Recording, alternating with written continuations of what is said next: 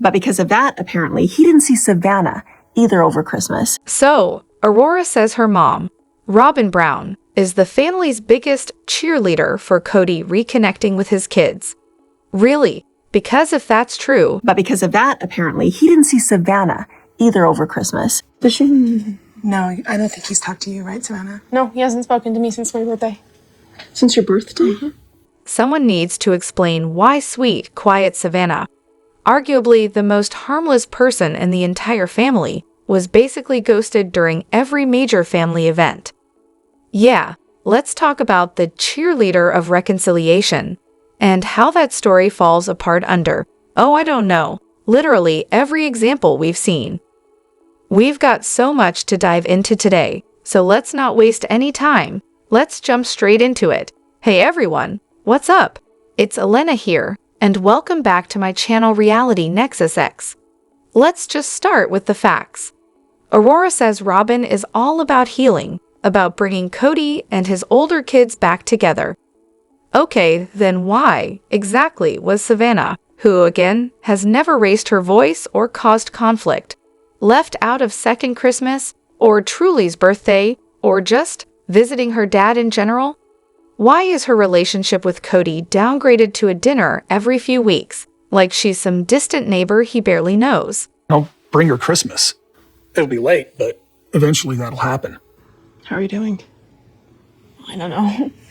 I'm angry at him, mostly. And no communication over Christmas or anything like that? No gifts, no nothing. Nothing for Christmas. That's what floored me the most. And oh, fun fact, she didn't get a Christmas present. Meanwhile, Robyn's kids are over here unwrapping gifts like it's a holiday commercial. But sure, reconciliation. Let's not forget who supposedly shut down Christmas Eve at Mary's place because it wasn't safe to invite everyone. How is that promoting unity? Spoiler, it's not. It's isolating and divisive. But don't worry, Aurora says everything's fine. Now, if you're keeping track, let's look at some other times Robyn was just cheering her heart out. She didn't invite Mary to Easter. She didn't push Kody to be there for Yzibel surgery. She let Kody vanish from the rest of the family for 11 days straight. She told Mary that hosting a Christmas party sounded scary. She was fine having a nanny during coronavirus, but somehow Kody seeing his own children was too dangerous. She had Kody driving her kids to school on days he was supposed to be spending with other wives and their children. And maybe Robyn too. I definitely feel not really necessarily slighted by them, but absolutely neglected. Because if I would have thought for 1 second they were open to anything to do with us for Christmas, I would have just pushed. She allegedly told her kids the rest of the family doesn't like them. She lives in a mansion while Janelle was living in a tiny apartment, and she's spending on nannies, jewelry, and clutter, while the family property at Coyote Pass remains unpaid. If that's cheerleading, I'd hate to see what division looks like. And then there's Aurora. She's 21. She has a phone. She goes to college. And yet we're expected to believe she's just completely unaware of all this. She wasn't even at the gender reveal livestream. Neither were her siblings. That's odd, right? Because here's the pattern. Robyn and Kody isolate themselves and their kids, then tell those kids that they're not wanted by the rest of the family. Classic manipulation. They don't like us. It's not safe. We weren't invited. It's a story repeated so often that the kids believe it's fact. Divide and control. Oldest trick in the book. And let's talk about those interview segments. Have you noticed how Aurora and Brianna speak? It's like they're scared someone's about to burst through the door and scold them for using the wrong word. They sound coached. They look miserable. And if Robyn's in the room during filming, which she probably is, it all makes sense. That house? It's not a home. It's an emotional vacuum. Nobody smiles. Everyone looks like they're one conversation away from a breakdown. And Robyn? She's got her kids frozen in time, infantilized, controlled, Dayton's still being coddled. Aurora acts like she's 13. One of the younger kids is reportedly still using a pacifier at 7 years old. Why? Because Robyn doesn't raise her children, she shelters them into emotional stagnation. This is why her kids don't connect with their older siblings. Robyn never wanted that. If she had, she would have encouraged those relationships from day one. Instead, she built walls, crafted a narrative, and kept feeding it to her kids. They don't like us. They're mad at us. They hate us. And now, Aurora's repeating that same story on camera. And it's working. The kids are afraid to reach out. They're emotionally stuck. They're living in a house where victimhood is the main language spoken, and Robyn is fluent. Now remember when Aurora and Brianna cried after hugging Mary. The same Mary their parents basically ignored during coronavirus? Mary, who lived up the street and still wasn't welcome inside. She was only allowed outside, and only during filming. That wasn't love. That was optics. Even the whole calling Kody dad thing feels off. She had them doing that when they were still dating. It's not about love, it's about the image, the performance, the security of the family brand that Robyn has constructed around herself. And here's the thing. These kids have resources. They have access.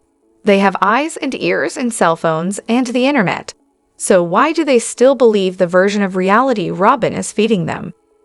Simple, because that's all they've ever known. This isn't just about Robyn being emotionally manipulative. This is about long-term conditioning. You tell someone the same story long enough, they start repeating it like fact. They think it's all about Robyn. Guess what it's really about? It's about them not giving a shit about everybody else. Robyn and all of her kids have been keeping the rules, the COVID protocols. Christine has been traveling, and these two have been socializing. But her kids are prisoners. Now they're all compliant. They've been, doing their... They've been teammates, and that's what we want. Robyn doesn't want her kids growing up.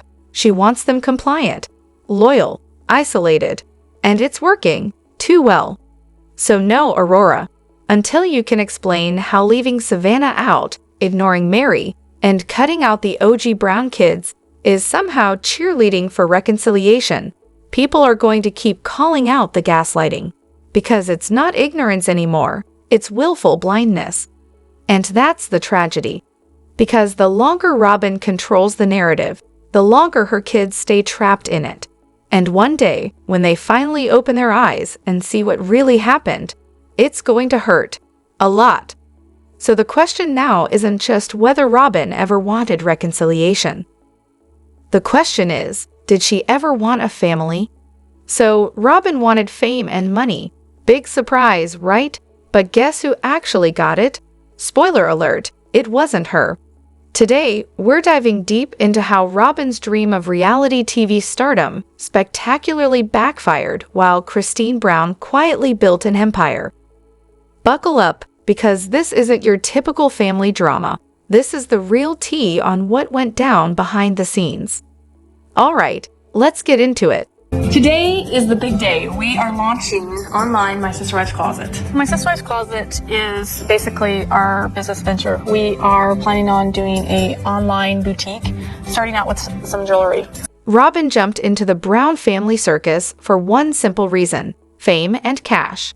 She openly admitted that when the show started, she wanted that spotlight, that paycheck, and maybe a little celebrity gloss.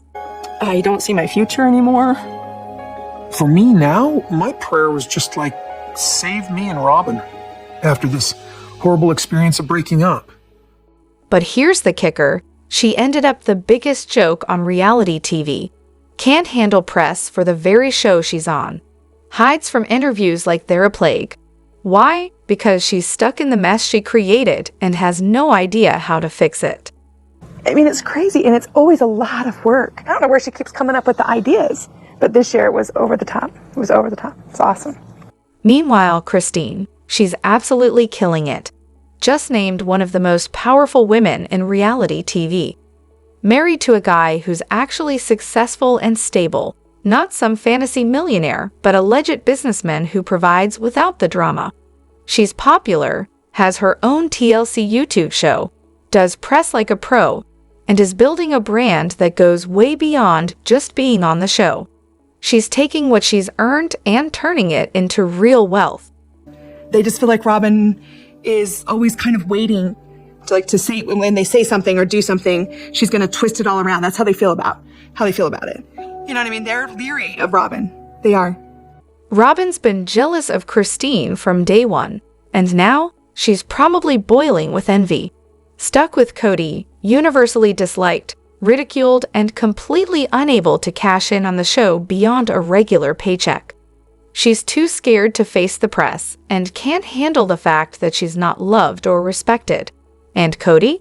Just as much of a coward as she is. Remember back in season 1 when Robyn said she wanted to be so vital to the family that everyone would notice if she was gone? Cute. What she didn't get is that the family was already solid, built around Christine and the kids for years.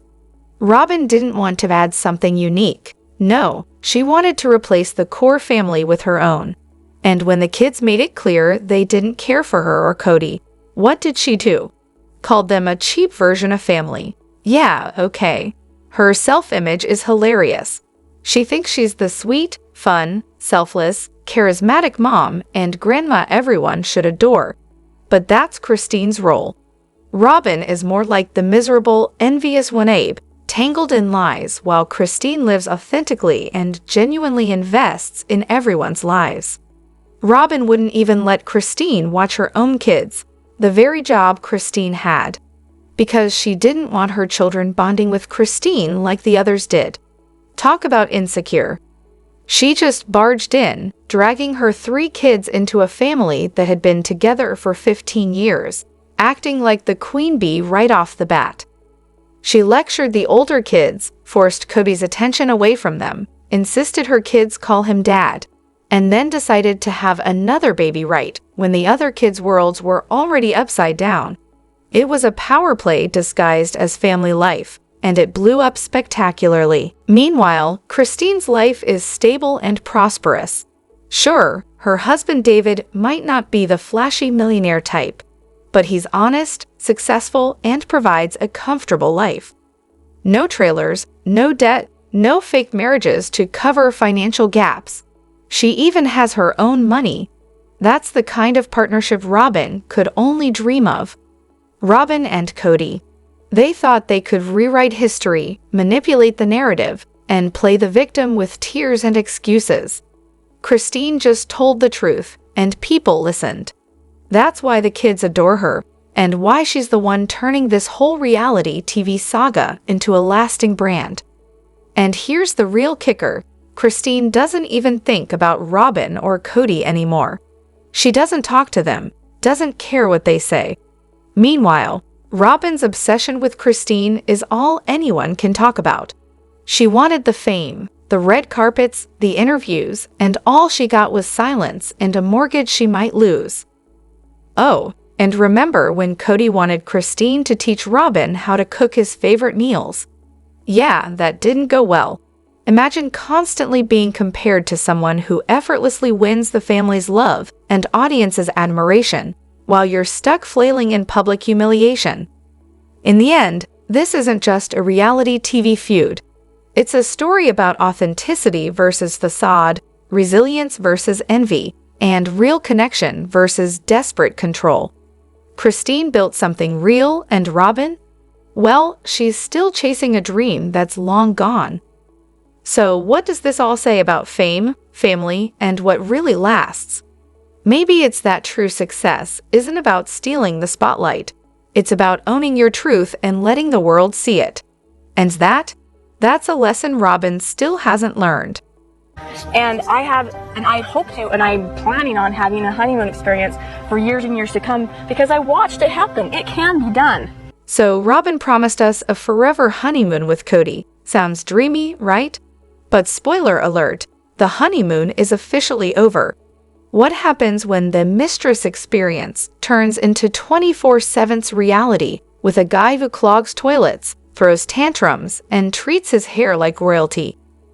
Buckle up, because Robyn's fairy tale is unraveling faster than you can say, first date fart check. So, Robyn promised us a forever honeymoon with Kody. Sounds dreamy, right? But spoiler alert, the honeymoon is officially over. What happens when the mistress experience turns into 24/7's reality with a guy who clogs toilets, throws tantrums, and treats his hair like royalty? Buckle up, because Robyn's fairy tale is unraveling faster than you can say, "First date fart check." Main script. Let's start with Robyn's grand claim. She wanted to give Kody a forever honeymoon. A non-stop romantic getaway, but in a polygamous mansion. Janelle laughed at how naive that sounded, but Robyn insisted it was doable. Fast forward to today, and reality has completely shattered that fantasy. Why? Because it's one thing to play honeymoon when your husband isn't actually around all the time.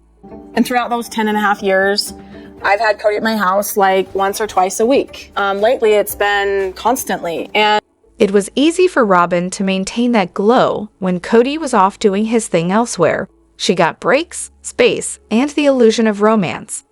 Now, he's there 24/7, clogging the toilet, leaving toenail clippings scattered like some sort of weird treasure hunt. And if you think he's still on his best behavior, checking for first date level fart etiquette, nope, that charm's long gone, and that's just the surface. Kody's personality isn't exactly sunshine and rainbows these days. He's turned into an angry toddler who's bitter about ex-wives being disloyal and kids cutting him off. His conversations, probably all about everyone else's drama, not chicken tenders or sweet moments with Robyn. And honestly, they deserve each other. And the fact that, I gotta tell you, I'm a little discouraged because you guys haven't talked to me at all about this. Now here's where it gets juicy. Robyn's always had a fallback. When Kody pitched his one big house idea, she hid behind Christine the first time. When Christine left and Janelle brought it up again, Robyn suddenly claimed she was so mistreated that it wasn't feasible anymore.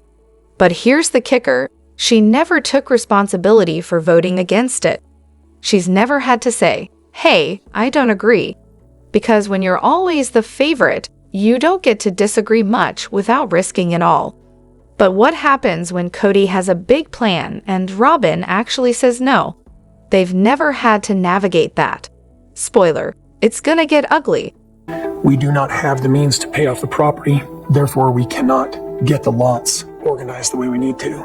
Imagine Kody suggesting they downsize or cash out once the kids grow up and the TLC paycheck dries up. That won't go well. And if Robyn starts secretly running up credit cards again, well, the honeymoon is officially dead. Now it's just the two of them, no scapegoats, no other wives to blame. No more, look at how much worse those other wives air. She's the only one left to take the heat. And let's be real, the dynamic will shift fast. Kody's image of Robyn is bound to change if she can't keep up the honeymoon act. Because it was always about being the perfect favorite wife, not about real marriage work. Oh, and speaking of shifts, let's talk about Kody's hair. Remember when Robyn taught him to scrunch those curls? Yeah, that explains a lot. His hair went from goofy to downright ridiculous, like a weird mashup of little Bo Peep and Goldilocks. But apparently, the curls are necessary for his dance moves. Sure, whatever keeps the delusion alive. Meanwhile, Kody's behavior is classic control freak meets sulky teenager.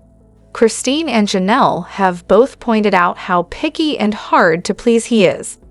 Living with someone like that? Exhausting. It's all about making the world revolve around his preferences, even if it's just being a pain for no real reason. Janelle nailed it when she said Robyn and Kody's relationship is superficial. Think about it. Robyn spends less time with Kody than most people spend at full-time jobs.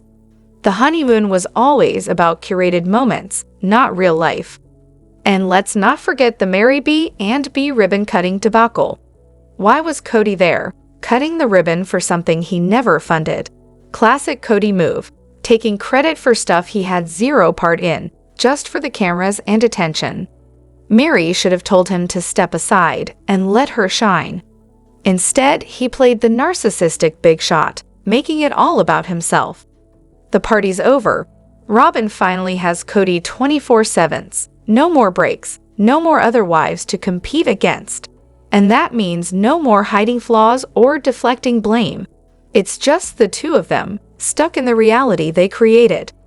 She wanted to be the favorite wife, but now she's the only wife. And guess what? That honeymoon fantasy, dead. The show might even end with no Pulley family left to film. Robyn and Kody? They'll have to face the music, and probably get real jobs. So here's the takeaway. Robyn played the game and won, only to find out the prize isn't what she thought it was. Sometimes, when you play stupid games, you win stupid prizes. And now, they both have to live with the consequences. What do you think happens next when the cameras are off, and it's just Robyn, Kody, and those curly locks? Because fairy tales don't live forever, especially not when you're the last two standing in a family that once had 5 wives. So, was Janelle really Kody's true love all along?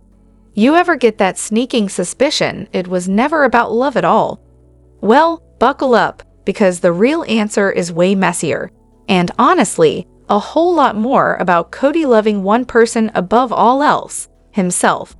Yep, surprise, surprise, he's a textbook narcissist. But don't just take my word for it. Let's break it down. First off, Janelle, she was never the one. More like the solid friend with benefits. The easy option who gave Kody just enough to keep him interested without rocking his world too much. And Kody's real love? That's Kody, front and center, staring right back at himself in the mirror. Sure, Robyn acts like she's got the biggest crush on him, but let's get real. The chemistry Kody and Janelle shared? Robyn can't touch that. Think about it.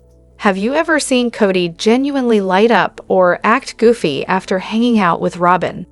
Nope. Robyn isn't exactly the type to sneak off for some private time, if you catch my drift. The last date Kody had with Janelle, he was practically crawling out of his skin, itching for some affection. And Janelle? She shut that down cold. Remember that first episode, Kody leaving Janelle's house to head to the hospital for Truly's birth. He looked like a teenage boy sneaking out after his first kiss. That's early relationship excitement. Natural, fresh, new. But real, lasting chemistry? That's way harder to come by. And what happened? He turned into this obsessive idolizer, stalking from afar, desperate, and frankly kind of ugly about it. Don't think he'll ever be that giddy with anyone again. Rewatch the 5K scene if you don't believe me. Robyn accidentally orders Janelle a shirt that's way too small, all remorseful and innocent. I think it's really fun that you look so great and that you've gone so far. And where we thought it would be a tight extra large, a little small, and you fit in it anyway. What it did is it showed off Your waist. your waist and your curves at the same time. But when Janelle slips it on, Kody's eyes literally pop out. That shirt shows off Janelle like crazy, and there's Robyn practically seething in the background. Priceless. Yep, Kody's a total fan of certain physical traits, and Robyn's jealousy, hilarious and as predictable as clockwork. When Kody and Janelle are alone, their chemistry is on fire. Janelle giggles, Kody grins. It's effortless, natural, real. Now look at Kody and Robyn, forced, contrived, like they're reading lines off a bad reality show script. Sure, Robyn strokes his ego, but Janelle? She keeps him grounded. Remember that moment the morning after? Not fake. His hands were all over her while she was just trying to tidy up.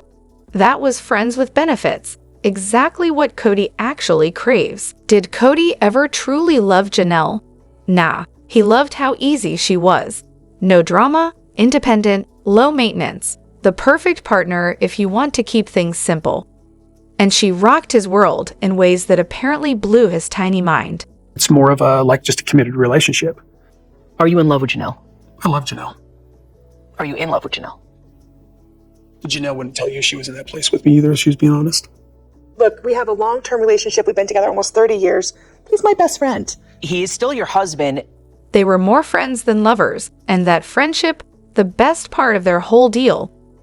So who did Kody marry for what? Mary was the love story. Janelle, friendship. Christine, status, and Robyn, the midlife crisis wife who he actually changed for. She worships the ground he walks on, inflating his fragile ego with non-stop praise, the perfect match for a narcissist. Speaking of narcissism, it's dripping from both Kody and Robyn, but in totally different flavors. Because as Kody likes to say, Robyn's done nothing wrong. She's the sweetest person that's ever come into the family, and she's given everything to us, so anything that you say to her that's cross is abusive. Sorry, it's not real world. Robyn plays the confused, helpless damsel, spinning her own truth like a pro. Kody, he's the raging, condescending monster behind closed doors. I've dealt with narcissists, and trust me, Kody's the worst kind. Now, Meri gets a lot of hate, but if you've ever lived with a narcissist, you know it's trauma, not weakness. 32 years of this? Can't even imagine. Meri's reactions. Totally understandable once you see the big picture. Back to Kody, his charming front is gone. Behind the scenes, he's a vindictive nightmare. Janelle saw this. She wasn't about to stick around, especially once she realized he was treating her kids like crap. She knew her family wasn't safe with him, and that broke something inside Kody. Now, he lashes out because he's losing control. Robyn, meanwhile, weaponizes her poor me act like a pro. Kody eats it up every time, but that act's wearing thin, especially now that the others are moving on. And can we talk about how Kody treats his wives? Robyn gets the royal treatment, tears wiped, hospital visits, pricey gifts for her kids. Meanwhile, Janelle and her kids, radio silence, no calls, no texts, nothing. But people still romanticize Kody and Janelle's love. Please. He treated her like a doormat and a financial tool. No soulmate vibes there. Still, Janelle was his best friend, probably the only one he really respected. The fight with Janelle? I'm not watching that again. No, I'm not. Listen, I don't want to talk about my breakup with Janelle anymore, okay? All right? Losing her? That hit him hard. He even admitted once that only one wife was truly suited to polygamy. Guess who? Yep, Janelle. Easygoing, not power-hungry, not needy. The perfect no-drama partner for a control freak like Kody. So, to sum it up, Kody loves Kody. Janelle was the easiest wife. Low drama, high benefit. Robyn, the ego boost. Meri and Christine? Status and worship. And Caleb? Well, maybe the true favorite kid. At the end of the day, Kody's clueless about real love or partnership. He's stuck in this endless loop of narcissism, ego-stroking, and desperate attempts to hold on, especially to Janelle, his best friend who finally said enough.